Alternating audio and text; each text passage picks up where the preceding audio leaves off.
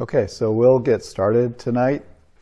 Today is Sunday night, and we're going to be moving now from jhanas and the meditation practice and how it all works to dependent origination, which is how the mind works. And the idea of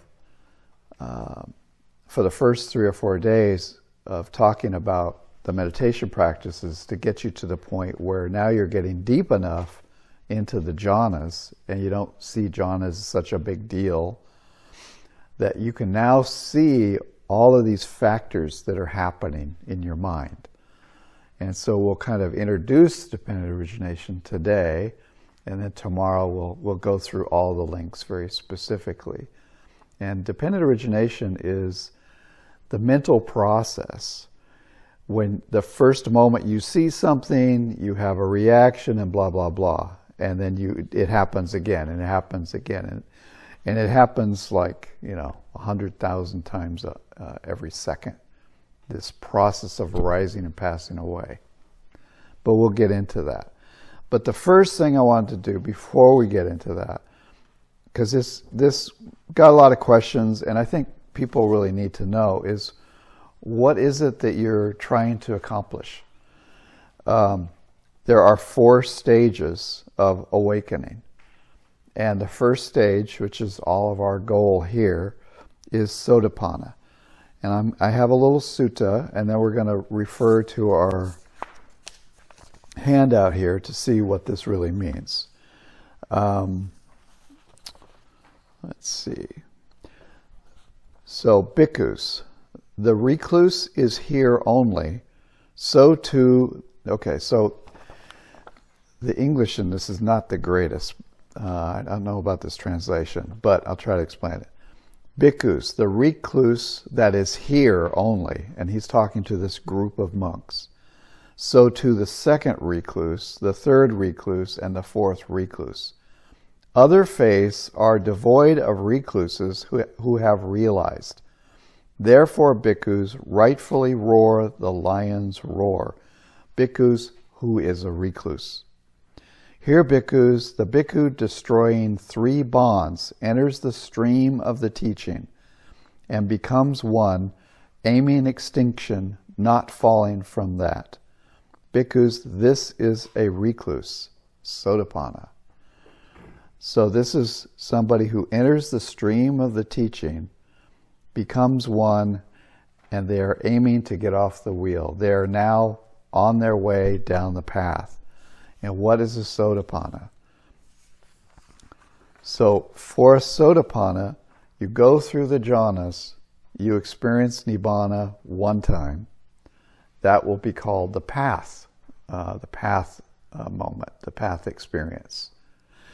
And then you will go through all the same experiences, Nibbana, once again.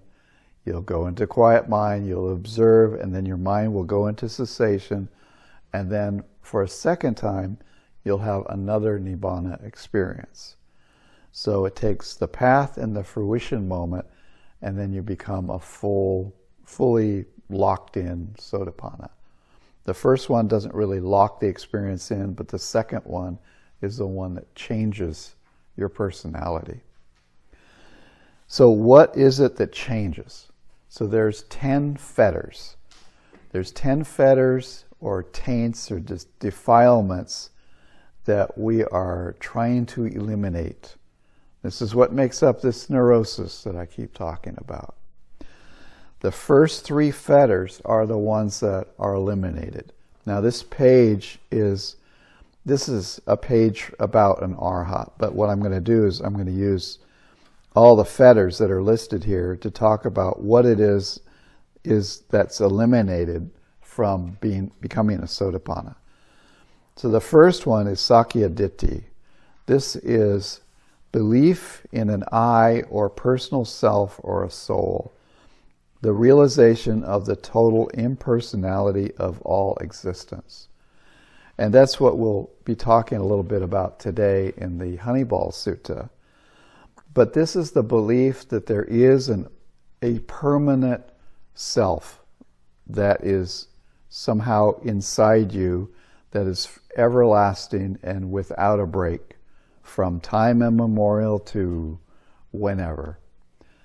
And what you find out is that there is no permanent self, that the experience is an arising and passing away of every moment. It's like the old film cameras, like the old 35 millimeter movie cameras. There's one frame. Frame comes on, it disappears. Another frame comes on, it disappears. And that's the way existence is. Now, when you go through all of the jhanas and you have full cessation, your mind just finally and the purpose of the jhanas is cessation of activities. You're really up here with the first jhana. The pyramid really is from up here. The first jhana has 5 jhana factors, and then the second jhana has 4 jhana factors. And there is this elimination of movement and jhana factors as you go down to the 8th jhana, where there's just perception is barely even there.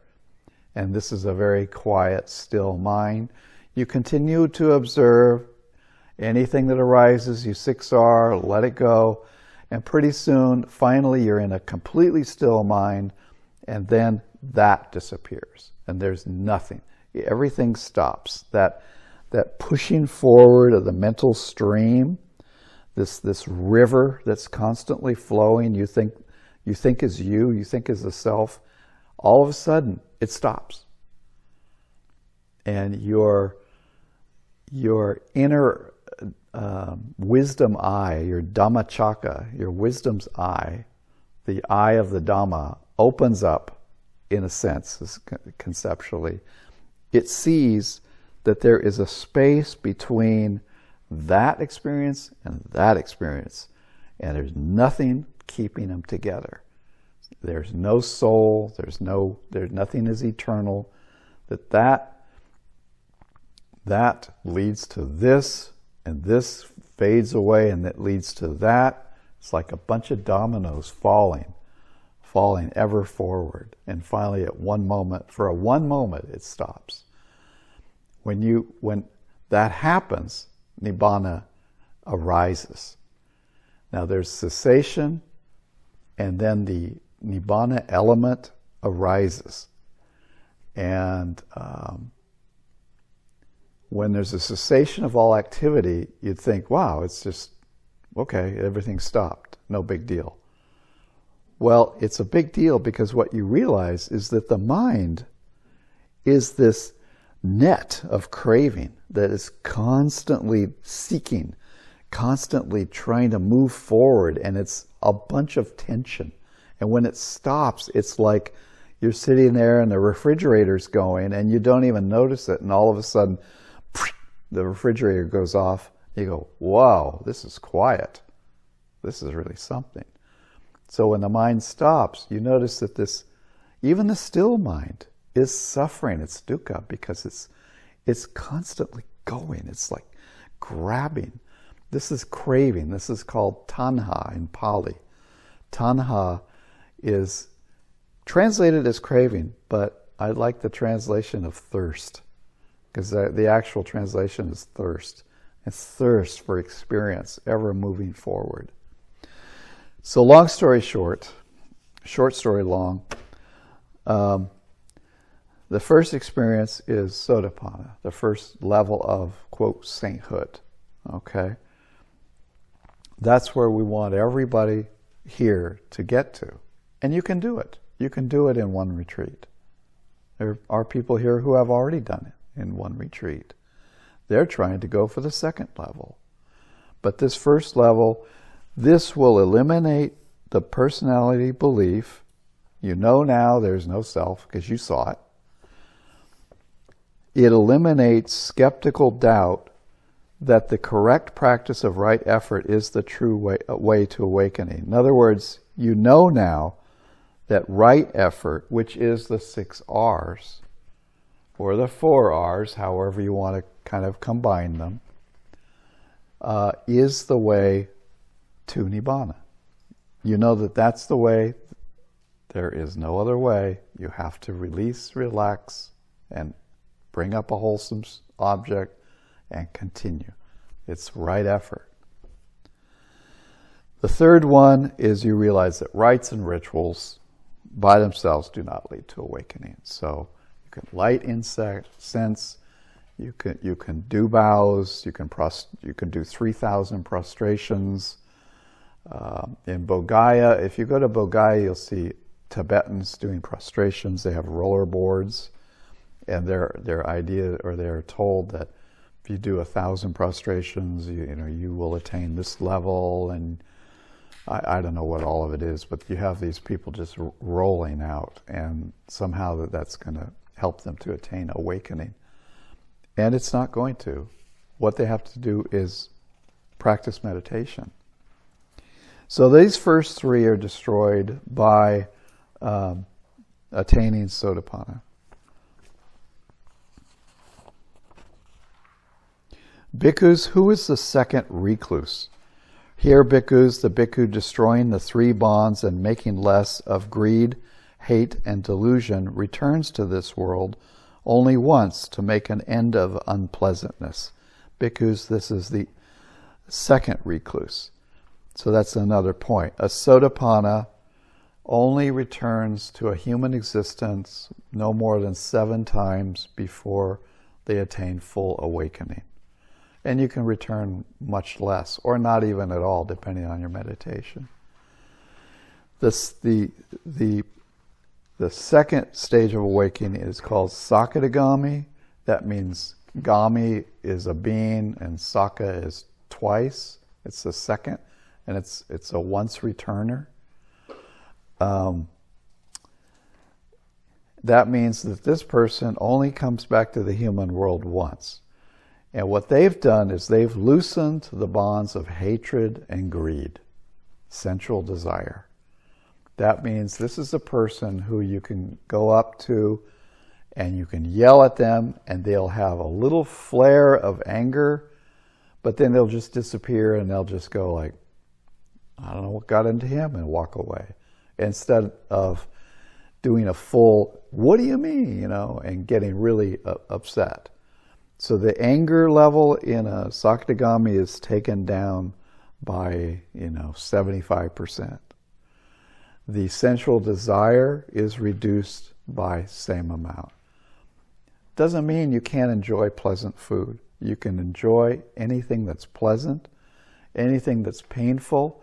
You won't be upset about it. You'll go, oh, that's painful, but it's okay. So that's a Sakadagami. So the two, number 4 and number 5, kama raga, craving for sensual pleasures, vyapada, ill will, hatred, and fear. So fear is included in hatred. Fear is a pushing away, and hatred is a not like and pushing away. So they're similar. So you loosen craving for sensual pleasures, and you loosen hatred.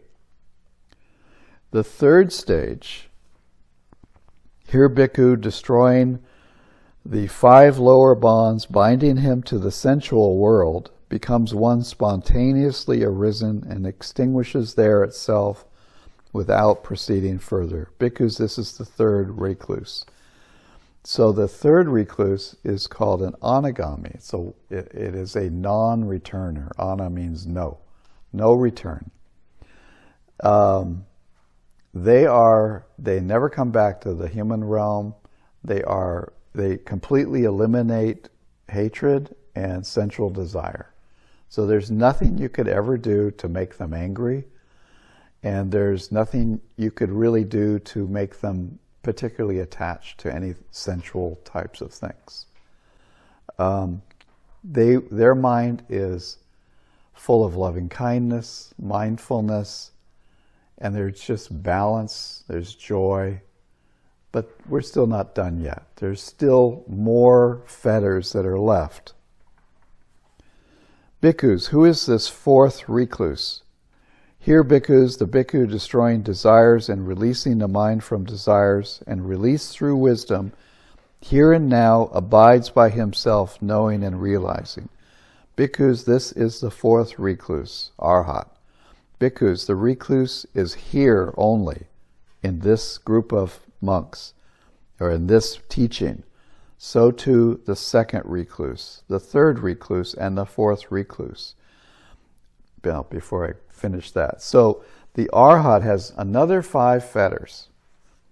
Number 6, the desire for material and immaterial existence. The desire to be reborn in any realm of existence. This fetter here has these 2 desires for existence combined into one, which is different from the way they are normally listed. But this is the way that Bhante taught it. It's desire to keep moving. And what makes that desire to keep moving? Well, part of it is number 9, restlessness, a constant restlessness. I mean, everybody here experiences restlessness. They have a desire to get up. If they've sat for an hour, they're okay. Hour and a half, now the restlessness is starting to come. At 2 hours, there's a lot. You have to go through that. That's just a meditation pain. If there's pain that comes up and you get up and you walk away and the pain is gone, that's only a meditation pain. That would be the pain of the restlessness that starts to come up in your body and in your mind. So it can be a painful feeling. But that restlessness propels you from one place to another. You go to a show. You go, well, what's the next show? And then you go eat. And then it's just you're constantly moving because you want to look at the next distraction. And that's because your body's actually producing this restlessness. You can just sit there and go, well, I'm not restless. And then all of a sudden this feeling comes on after sitting, listening to like a 2 or 3 hour talk. I mean, it's just like, wow, look at that. It's there. But you can 6R that. So going back to the other things that are eliminated. So the desire for existence, mana or conceit. So what conceit is you're comparing yourself with somebody else. I'm better than they are, or they are lower than me, or I'm worse than they are. So it's a constant comparing. It's like the judging. People judge each other. They look at each other and they say, oh, this person's, I need to respect them, or they need to respect me. There's this constant kind of judgments going on. Conceit, comparing with somebody else. Thinking in your mind, I am better than you, or I am less than you, comparing yourself to others. Sloth and torpor, tina mida. Although sloth and torpor are frequently not classically included as part of the fetters, sloth and torpor are considered as one of the hindrances, which is why Bhante Vimalaramsi adds it here. The suttas list this as a hindrance quite clearly. So certainly you're going to get rid of sloth and torpor, because an arhat can just sit down and close his eyes and be in nirodha, be in cessation. He doesn't have any sloth and torpor. If he wants to sleep, he probably just determines to go to sleep. Arhats do sleep. The Buddha slept an hour a night. The last fetter is ignorance. Just all that's left of any ignorance, of taking things personally, believing in a self, comparing. Ignorance ultimately is ignorance of the Four Noble Truths and the workings of dependent origination, which is what we're going to be talking about. So you have Sotapanna, Sakadagami, Anagami, and Arahant. And that's what we're trying to attain here. And attain, meaning we're eliminating those fetters. Now, there's an interesting thing about Sotapanna. There's actually 2 types of Sotapannas. from the Okanti Samyutta, number 25.1. It's called the I. One who has conviction and belief that these phenomena are this way is called a faith follower. One who has entered the orderliness of rightness, entered the plane of people of integrity, transcended the plane of the run-of-the-mill, he is incapable of doing any deed by which he might be reborn in hell, in the animal womb, or in the realm of the hungry ghosts. He is incapable of passing away until he has realized the fruit of stream entry. So this is a Sotapanna who has only one attainment, which is the path moment of Sotapanna. And it's a faith follower because he does something because somebody tells him it's a good thing to do, and they go, okay, I take it on faith. That's one. The other type of Sotapanna is one who, after pondering with a modicum of discernment, has accepted that these phenomena are this way, is called a Dhamma follower. One who has entered the orderliness of rightness, entered the plane of people of integrity, transcended the plane of the run-of-the-mill, he is incapable of doing any deed by which he might be reborn in hell, in the animal womb, or in the realm of hungry ghosts. He is incapable of passing away until he has realized the fruit of stream entry. So again, this is a person who has now entered, he has attained the path, he has still not entered the fruition, the second experience of Nibbana, but nonetheless, he'll get there. It's said that if you get the path, you will, even if you stop meditating, by the end of your life, you will attain the fruition. So once you get the path of any of these, you will get the fruition by the end of your life, and that's in the Samyutta Nikaya a couple of times. So a Dhamma follower who is somebody who says, so you want me to practice this? Why? Show me the books. I want to know, I want some, proof. And is that in the suttas? Oh, we have so many people saying, well, what are you talking about? Is that in the suttas? Where is it? And what about this thing about smiling? Is that in the suttas? Well, and then you get into a thing about, the Buddha said, we are the happy ones. So does that mean he's smiling or not smiling? And then Majjhima Nikaya number 86 goes. It has a section about what are the qualities of somebody who's happy.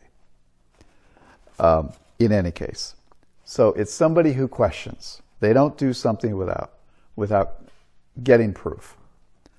So some of you may become faith followers. Some of you may become Dhamma followers. I don't know. It's your nature will declare that.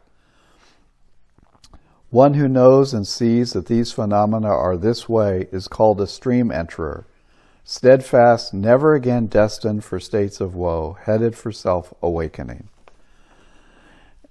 And the other part of Sotapanna is that you are always reborn, at least in the human realm, if not in the heavenly realms. You don't ever fall into these lower realms. Yeah, one thing I actually didn't finish here. So bhikkhus, the recluse is here only. So too the second recluse, the third recluse, and the fourth recluse. Other faiths are devoid of recluses who have realized. Therefore, bhikkhus, rightfully the lion's roar is roared.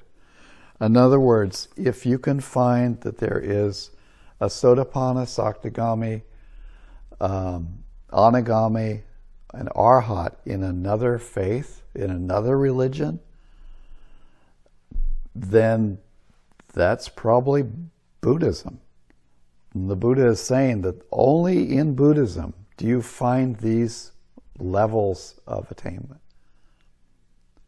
If you find them somewhere else, well, he's saying you won't find them anywhere else in any other religion. That only Buddhism has these. So that's that. So that's attainments. That's what we're going to, hopefully attain. Any questions about any of that? Okay. So again, we're going to be talking a little bit more about dependent origination. 18. This is sutta number 18.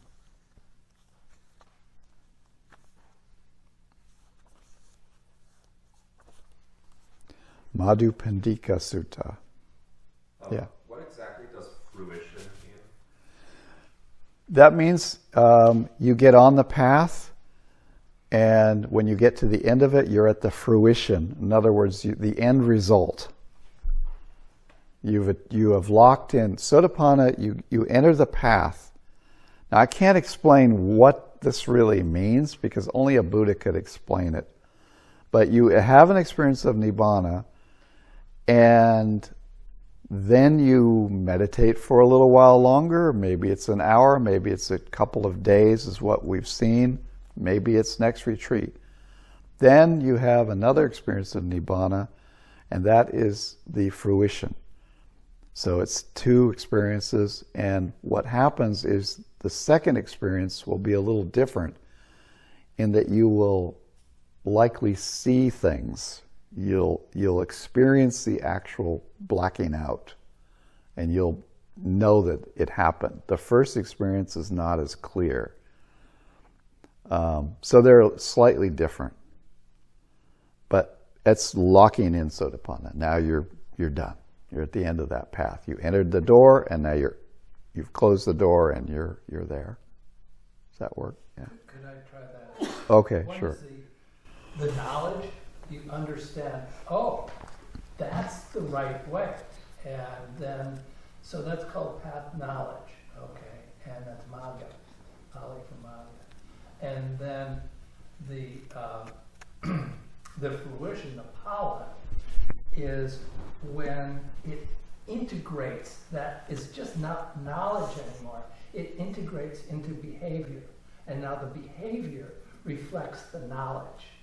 So it's sort of the seed turns into the flower, okay? And then it's in full bloom. It's a full-blown Sotapanna. And then it has those attributes that he said. Does that help? Yep. Well said, sir. Thus have I heard on one occasion the Blessed One was living in the Sakyan country at Kapilavatthu in Nigroda's park. Then when it was morning, the Blessed One dressed and taking his bowl and outer robe, went into Kapilavatthu for alms. When he had wandered for alms in Kapilavatthu and had returned from his alms round, after his meal he went to the great wood for the day's abiding, and entering the great wood, sat down at the root of a bilva sapling for the day's abiding. So the monks at the time, when you're the Buddha or when you're the Arahant chief disciples, well, what do? Well, you're either teaching or you go to a park or what they call the pleasure garden or an area, and you sit at the foot of a tree and you enjoy your meditation. You close your eyes, you go into the jhanas, you go into whatever. Sariputta looked at each jhana. I think that was on Sutta 111. He looked at each jhana to see what was there. He was already an Arhat. He didn't need to do any more practice.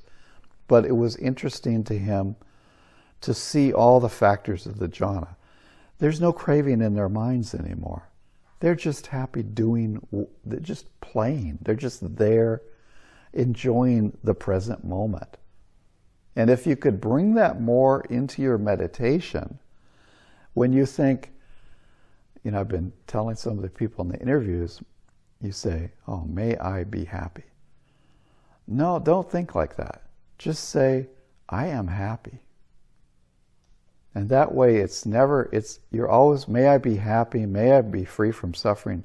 You're always pushing into the future, this happiness. May I feel loving kindness. No, I feel loving kindness. You can start with may I, But at some point, try to experience that you are happy. You are at the end of the path. There is nothing more to attain. You have attained it. And when you have that level of experience, you'll enter that jhana because it's free from craving. And you're happy.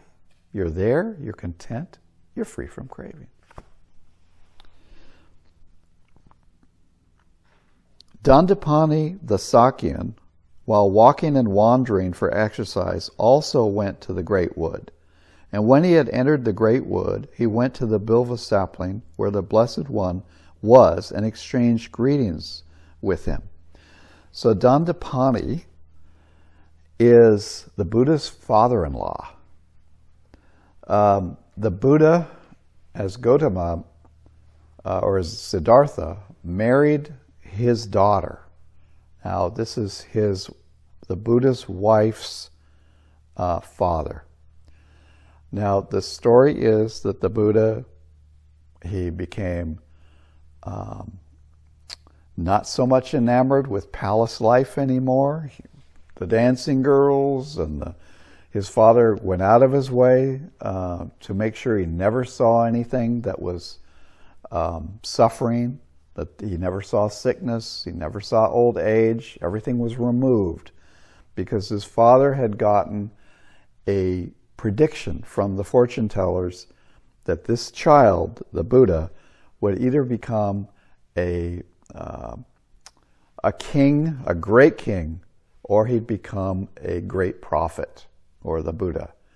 And his father wanted him to be a great king. He sure didn't want him to go off and become an ascetic or the Buddha. So he made everything great for his son. Well, his son had a good time. He became a warrior. He learned all of the arts. He never fought in battles, but he became a very, perfect son. He got married to Yasodhara, who is the Dandapani's daughter. They had a child. Well, the pre-Buddha, if you will, went along and said finally to himself, I think there's more to life and I have to leave. And he was very much upset because he'd gone outside the palace. Somebody had taken him outside the palace without his father's knowledge, and he ran across an old person.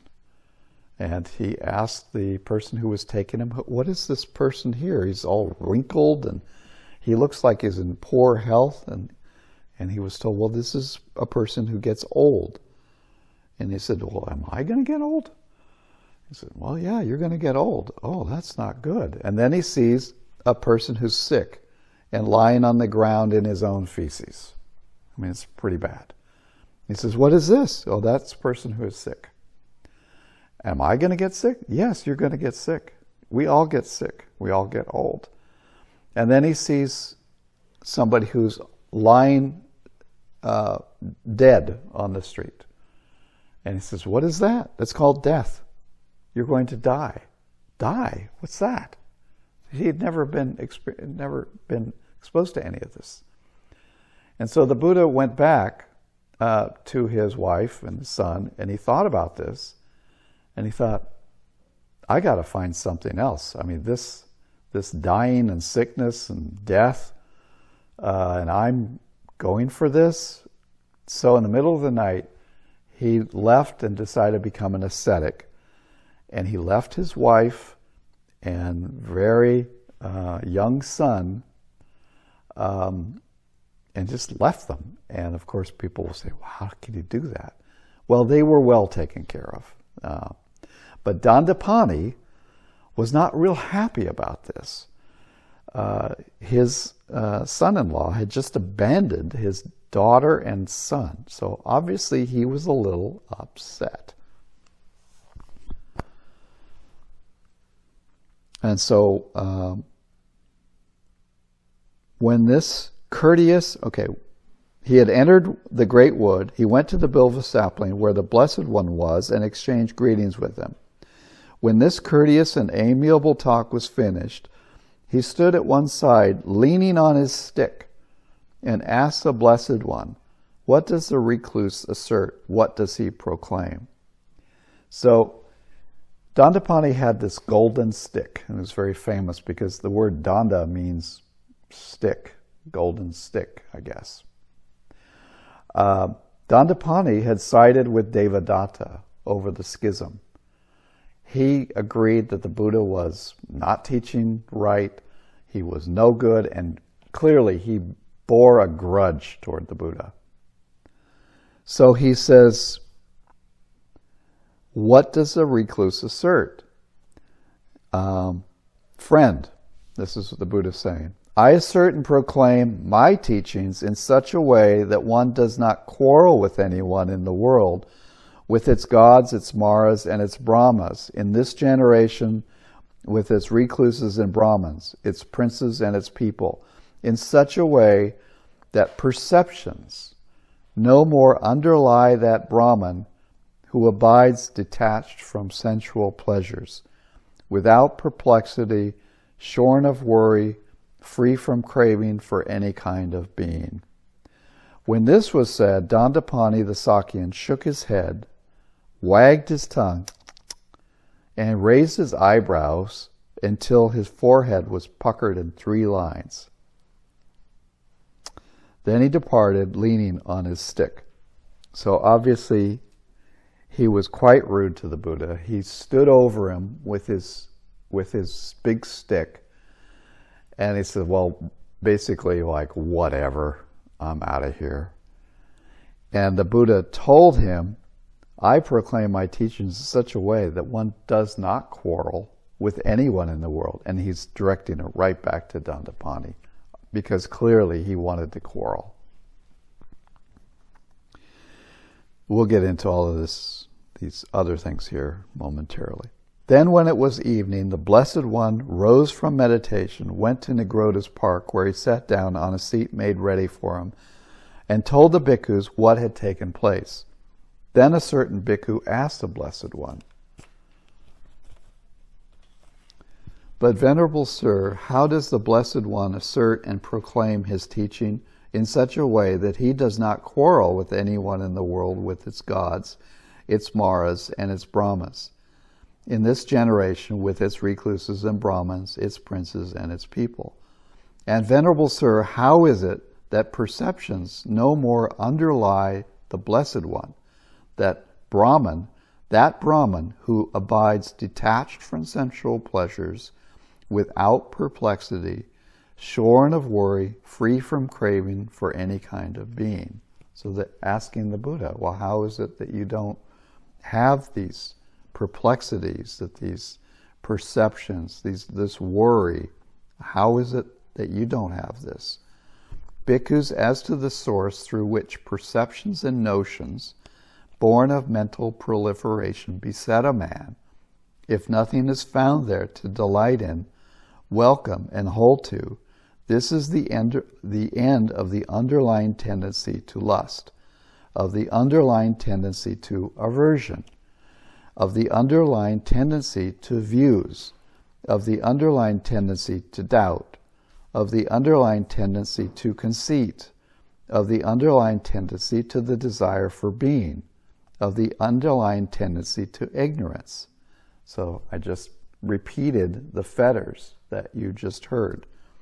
This is the end of resorting to rods and weapons of quarrels, brawls, disputes, recriminations, malicious words, and false speech. Here these evil, unwholesome states cease without remainder. So this is a lot to take in. And then that is what the Blessed One said. Having said this, the Sublime One rose from his seat, went into his dwelling. Then soon after the Blessed One had gone, the bhikkhus considered, "Now friends, the Blessed One has risen from his seat and gone into his dwelling after giving a summary in brief without expounding the detailed meaning. Now who will expound this detail?" So they had a chance to ask the Buddha what he meant, but they didn't say anything, and they just let him go back. This is very, many times I think in the past, Bhante Vimala, people would sit and he'd say, "Are there any questions?" And people would be very quiet. And then later, sometimes people would come to me and says, "Well, I had a question. I didn't want to ask it, but because I don't know what people would think about it. What did he mean by this?" I said, "Why didn't you ask Bhante? He was here. He could have answered." He said, I didn't think about it." So then the bhikkhus went to the Venerable Mahakachana and exchanged greetings with him. When this courteous and amiable talk was finished, they sat down to one side and told him what had taken place, adding, "Let the Venerable Mahakachana expound it to us." Mahakachana was an Arahant. He was a very senior monk, and he was foremost in explaining what things meant, especially in what the Buddha meant. He explained it in detail. So he's the guy that you go to if the Buddha is not available. The Venerable Mahakachana replied, "Friends, it is though a man needing heartwood, seeking heartwood, wandering in search of heartwood, thought that heartwood should be sought for among the branches and trees of a great tree standing possessed of heartwoods, after it had passed over the root and the trunk. And so it is with you, Venerable Sirs, that you think that I should be asked about the meaning of this after you pass the Blessed One by when you were face to face with the teacher. For knowing the Blessed One knows, he sees, he is vision, he is knowledge, he is the Dhamma, he is the Holy One, he is the sayer, the proclaimer, the elucidator of meaning, the giver of the deathless, the Lord of the Dhamma, the Tathagata. That was the time when you should have asked the Blessed One the meaning, as he told you, so you should have remembered it." So he kind of admonishes them, hey, you should have asked the Buddha. But he understands. And the monks say, "Surely, friend Kachana, knowing the Blessed One knows, seeing he sees, he is vision, the Tathagata, that was the time when we should have asked the Blessed One the meaning, as he told us, so we should have remembered it. Yet the Venerable Mahakachana is praised by the teacher and esteemed by his wise companions in the holy life. The Venerable Mahakachana is capable of expounding the detailed meaning of this summary given in brief by the Blessed One without expounding the detailed meaning. Let the Venerable Mahakachana expound it without finding it troublesome. Then listen, friends, and attend closely to what I shall say." "Yes, friend," the bhikkhus replied. The Venerable Mahakachana said this. "Friends, when the Blessed One rose from his seat and went into his dwelling after giving a summary in brief without expounding the detailed meaning, that is, bhikkhu as to the source through which perceptions and notions, born of mental proliferation, beset a man, if nothing is found there to delight in, welcome and hold to, this is the end of the underlying tendency to lust. This is the end of the underlying tendency to aversion. This is the end to the underlying tendency to views. This is the end of the resorting to rods and weapons. Here these evil, unwholesome states cease without remainder. I understand the detailed meaning of it to be as follows. Dependent on the I and forms, I consciousness arises. The meaning of the three is contact." So what's contact? So now we're getting a little bit into dependent origination. So what happens when you see something? Well, you have an I. There's three things. You have an I. There is a sight to be seen. And by the way, they left the door open to that cabin. It just left. Anyway. I'll get it. Would you get that? Yeah. I don't know what's happening there. So you have an eye, you have a sight, like that door being open, and so I got distracted by that, and consciousness. And that is I consciousness. So now you have what we call as contact, or seeing. It's contact. So everything contacts the eye, consciousness arises, and now we see something. So that's the first part of the gross part of dependent origination. Okay. With contact as condition, there is feeling. So feeling arises based on contact. And when I saw the door open, what did I feel? I had a painful feeling. Now, obviously, it's not somebody chopping off my arm or anything, but it was like, oh. And I didn't like that feeling. So that comes here next. So there was a feeling. A feeling can be painful, it can be pleasant, or it can just be neutral. What one feels, that one perceives. So I felt that there was an unpleasant feeling. I knew that it was an unpleasant feeling about what I just saw. So that's perception arising. So when you feel something, there is perception. So these are two different parts of your being. You feel, and then the mind understands what you're feeling. It recognizes it. Based on memory, based on the past, I understand that that is a door. And I understand that it's open. And I understand from memory that it was just left open. So from my memory, I had a perception of what happened. So the feeling arose. It wasn't pleasant. I perceived the reason for the feeling. What one perceives, that one thinks about. And I thought about it. I thought, well, what's going on over there? How could that door be open? Are they coming back? What one thinks about, that one mentally proliferates. So I started proliferating. Are they coming back? Why is the door open? Blah, blah, blah. With what one has mentally proliferated as the source, perceptions and notions born of mental proliferation beset a man with respect to the past, future, and present forms cognizable through the eye.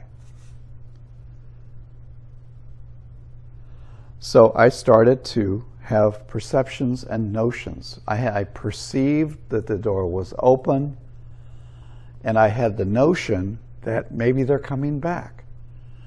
And maybe in the future they'll come back and get something. Perhaps they forgot something.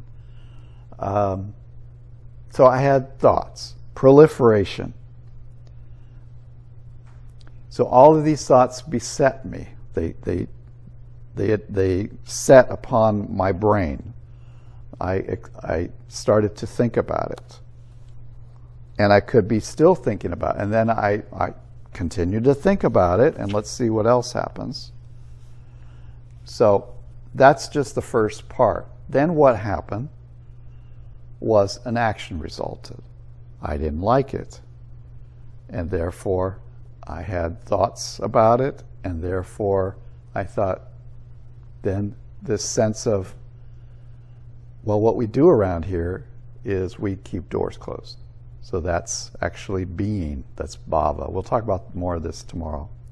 And from that idea of, hey, we don't keep doors open, the next action was, hey, can somebody close that door? So a verbal action resulted from that process. So he goes on to say, dependent on the ear and sounds, same thing. Dependent on the ear, thoughts arise, feelings arise. Dependent on tongue and flavors, same thing. Dependent on the body and tangibles. This is a ... That means go back and repeat the same thing. Dependent on the nose and odors, Nose consciousness arises. The meeting of the three is contact. So every sense base has three things. There's a nose, there's a smell, and there's consciousness, which arises. And I'm sure that you can relate all of these to the brain and the vibration of the sense base and neuron firing and consciousness arising. The Buddha is just describing neuroscience, is basically what he's doing here. The meeting of the three is contact. With contact as condition, there is feeling. What one feels, that one perceives.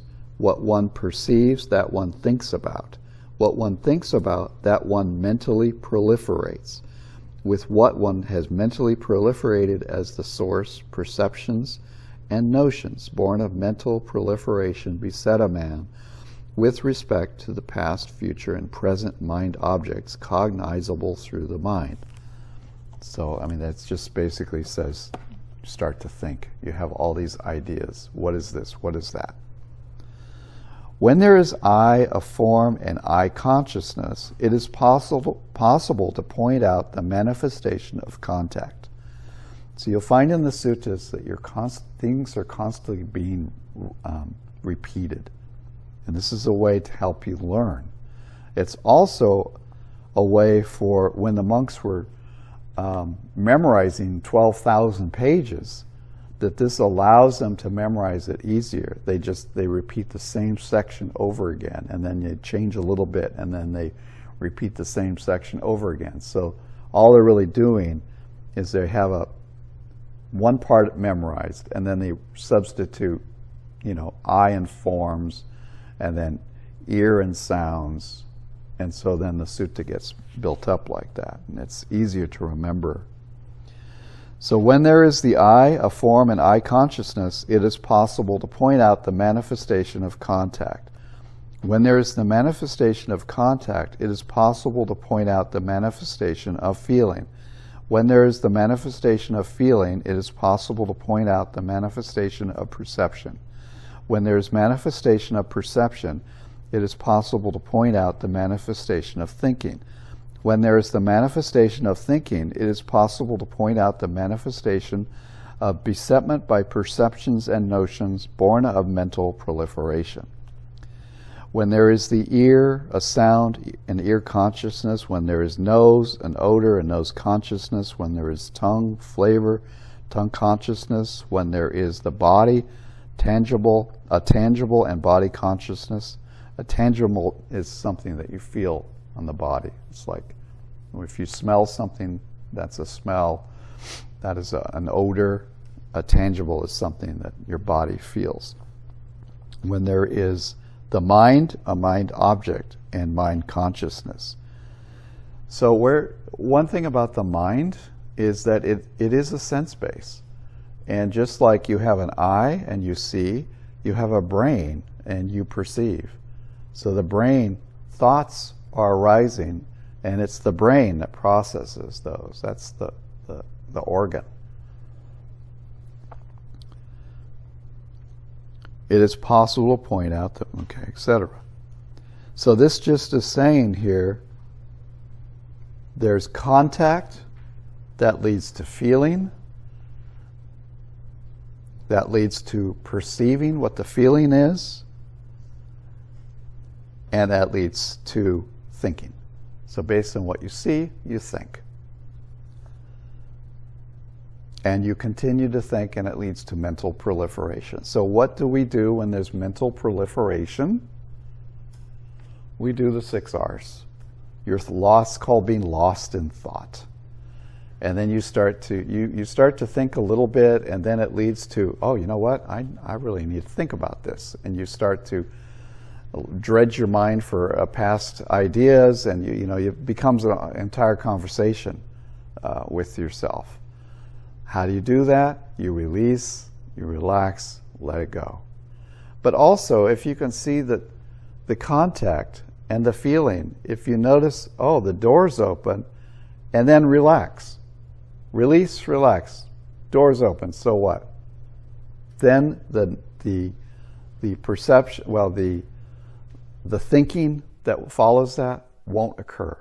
So if you can release everything the moment you perceive it, then all the thinking, the proliferation, the hindrances, which is the thinking, won't arise.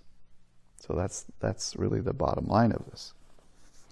When there is no ear, no sound, no ear consciousness, when there is no nose, no odor, and no nose consciousness, when there is no tongue, no flavor, no tongue consciousness, when there is no body, no tangible, and no body consciousness, when there is no mind object, and no mind consciousness, it is possible to point out the manifestation of besetment by perceptions and notions, born of mental proliferations. Friends, when the Blessed One rose from his seat and went into his dwelling after giving a summary and brief without expounding the detailed meaning, that is, bhikkhus, as to the source through which perceptions and notions born of mental proliferation beset a man, if nothing is found there. So here's the source. This is the source. If nothing is found there to delight in, welcome, and hold to, this is the end of the underlying tendency to lust, of the underlying tendency to aversion, of the underlying tendency to views, of the underlying tendency to doubt, of the underlying tendency to conceit, of the underlying tendency to desire for being, of the underlying tendency to ignorance. This is the end of resorting to rods and weapons, of quarrels, brawls, disputes, recrimination, malicious words, false speech. Here these evil, unwholesome states cease without remainder. I understand the detailed meaning of this summary to be thus. Now, friends, if you wish, go to the Blessed One and ask him about the meaning of this, as the Blessed One explains it to you, so you should remember it. So what is all this saying? So the source of this is that if nothing is found there to delight in, so if you see something like a bowl of chocolate ice cream, and your mind has this pleasant feeling when you see it, then you are at danger of thinking and proliferating and notions and perceptions, and this whole bale of wax is coming for you. All of these thoughts. But if you see something and you release and relax, then you will not go into this thinking mind. But also on a deeper level, if you see that the source of this is a pleasant object, and in the end there is no such thing as pleasure, pleasure arises and it passes away. And when it passes away, there's this slight feeling of sadness, of angst. And your mind says, oh, what happened? It's gone. You know, you take a spoonful of ice cream, you go, oh, that's so good. And then it's melted, it's gone. You go, oh, wow. There's actually a little bit of unpleasantness that arises, like a little aversion. And that's why your spoon has to go back and just get another one of those. And pretty soon, after you're on your third bowl of ice cream, you start to see that the end of all of this eating of the ice cream is also unpleasant, that it's time to, you don't need any more.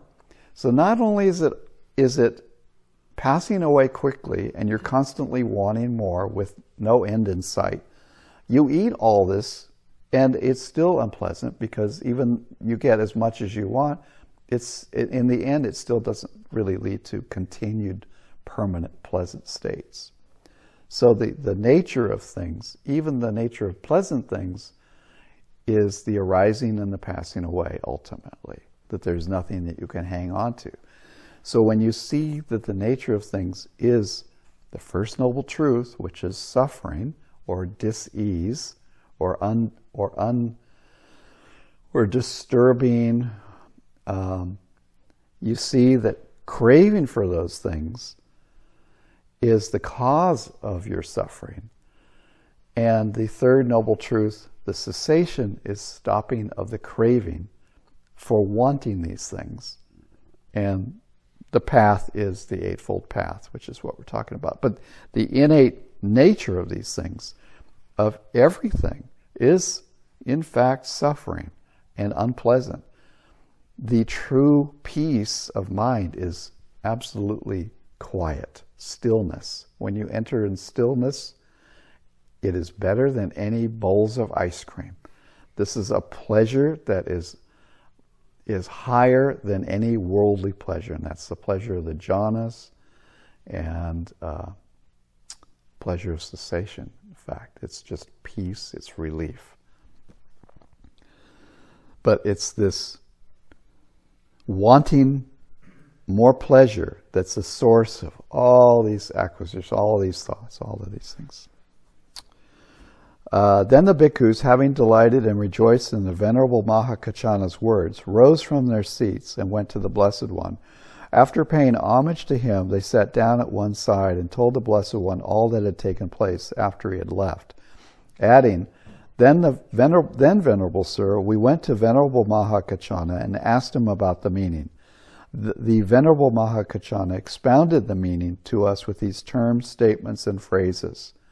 Mahakachana is wise, bhikkhus. Mahakachana has great wisdom. If you had asked me the meaning of this, I would have explained it to you in the same way that Mahakachana has explained it. Such is the meaning of this, and so you should remember it. When this was said, the Venerable Ananda said to the Blessed One, Venerable Sir, just as if a man exhausted by hunger and weakness came upon a honey ball, wherever he would taste it, he would find a sweet, delectable flavor. So too, Venerable Sir, any able-minded bhikkhu, wherever he might scrutinize with wisdom the meaning of this discourse on the Dhamma, would find satisfaction and confidence of mind. Venerable Sir, what is the name of this discourse on the Dhamma? As to that, Ananda, of course, was the Buddha's attendant. You may remember this discourse on the Dhamma as the honey ball discourse. Now, one of the best things to eat that is Indian is gulab jamun. It's like a little honey ball. It's like a donut hole steeped in sugar juice, but it's actually filled with a little bit of cheese. But it's deep fried. It's like deep fried donut holes, and so it's a very sweet, delectable dessert. And so, as that, the sutta is considered to be a very deep and very satisfying sutta. This is what the Blessed One said. The Venerable Ananda was satisfied and delighted in the Blessed One's words. Ananda also had a photographic memory, so he remembered everything that the Buddha said when he was there, and it is said that when the Buddha gave a talk and Ananda was not there, Ananda would ask the Buddha to give him the talk, and so that he could remember it. That's a lot of talks that he had to go over again. Anyway, that is the Honeyball Sutta. That is how that's how your mind continues to think and to think. And there's a great book. It's called Concept and Reality. And it's a book in the back, and you're welcome to take a copy. We have hundreds of copies, actually. And this is about the fact that there is reality, and there are concepts about reality. And it gets into the fact that the reality is that there are these processes, and we see them as self. We see them as me and mine. We take things personally.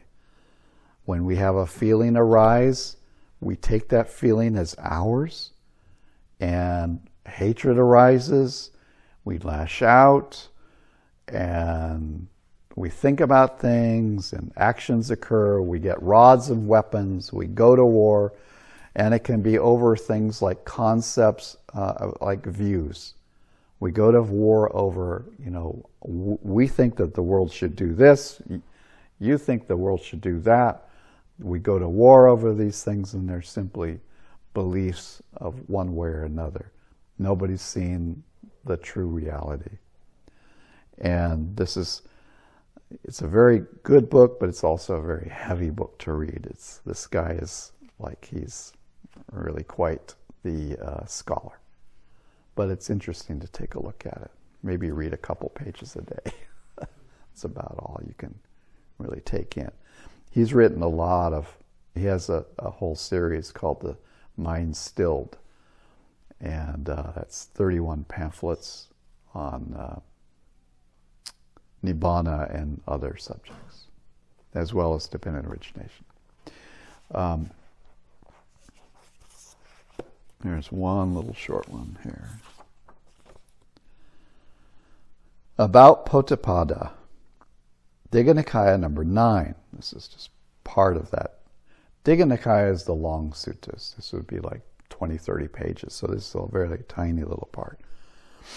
The sutta name is, it's Potapada Sutta. Thinking leads to more thinking, not cessation. This is my summarization. Now when the monk is percipient of himself there, then from there to there, step by step, he touches the peak of perception. As he remains at the peak of perception, the thought occurs to him, thinking is bad for me. Not thinking is better for me. If I were to think and will, this perception of mine would cease, and a grosser perception would appear. What if I were to neither think nor to will? So he neither thinks nor wills, and as he is neither thinking nor willing, that perception ceases, and another grosser perception does not appear. He touches cessation. This Potapada is how there is the alert, step-by-step attainment of the ultimate cessation of perception. So it's a little bit on the deep side, but it is really about going through the jhanas and attaining the cessation of all of these layers that are there. And it's letting go of the perceptions that lead into concepts. That's me, that's you, when there is no me or you. There is, at the very deepest level, there is only color and form. Now, they'll look in front of you and tell me if you see feeling, if you see thoughts, but you do see your eye has contact with colors and form. It's called rupa in Pali. So there is colors and there are forms.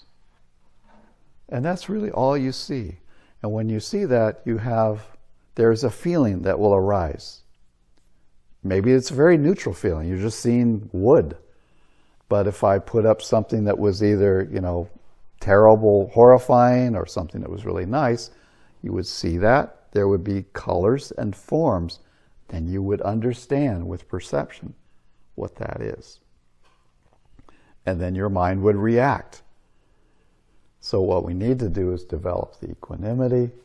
We understand that it is only color and form, and that we have no reaction, and let go of all of our reactions. And so at contact, there's nobody home at contact. There's no self there. It's only color and form. There's a feeling. We take it all personally. We create the self. When you get into the deeper meditation, your mind is very quiet, and then a thought comes up. And what is it, a thought? It's a thought it's like, I am thinking about that. I'm going to do that. So the I arises out of nothing, and it becomes yourself. And then it disappears and goes back as you siksar it. And then the I arises again. And this is the personality that's coming into existence and going back out of existence. There is no self there. These are only thoughts. They're only notions. They're only the mind is thinking. It's not understanding. Now, when you no longer see the self, there is a self. Most of these thoughts, except for observation thoughts, disappear because there's nobody there. So there is still thoughts. There's still thoughts about things, but your mind doesn't wander on. And the Pali word for proliferation is papancha. And so what you want to have is nipapancha, which is no proliferation of mind. So when you go out and walk and you're thinking, you're in papancha. So 6 are those thoughts, go into nipapancha. Go into the quiet mind. So the goal of this meditation is when you go from your car to your house, there's no thoughts at all. You're just in the present, happily just going there. And you have an intention to go, but you don't think about this, think about that. You just simply are going. And then there's an intention to open the door. Then there's an intention to go inside. And then somebody says, well, we should do a vacation. Then there's an intention to do a vacation. But there's not constantly thinking, planning, worrying about all these things. Your mind is quiet. Because you understand that there is nobody there to have any of these thoughts. And that's what you'll start to experience in the meditation.